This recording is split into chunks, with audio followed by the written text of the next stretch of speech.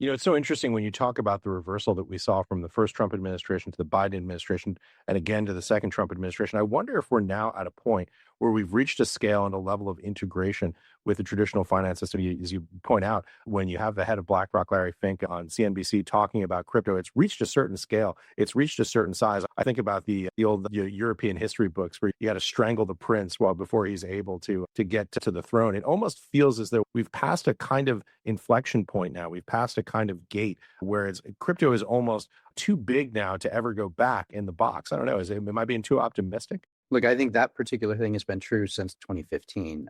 We're on the right side of history here, which is when you help people have better access, better transparency, better safety around their money, you're just on the right side of history, and it's going to win over a sufficient enough time scale. Now, are there parties along the way that might be protecting some unfair advantage that they had in the banking system or regulatory capture? Of course.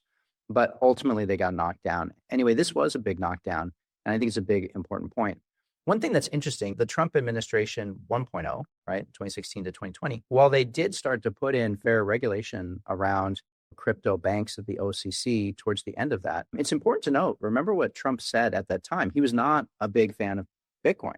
He didn't think it was going to work. He hadn't learned as much about it.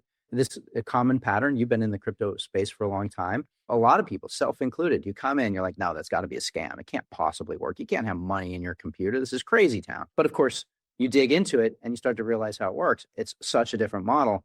You're like, actually, this can work. So his first administration, he wasn't a huge fan, but he still did one thing. He put in fair regulators that were willing to figure out what's the right regulation for folks that are touching this new asset class.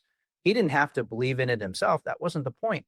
His job was to do the executive administration of the country, which includes appointing regulators, which includes having them be fair as opposed to pushing political ideologies and agendas.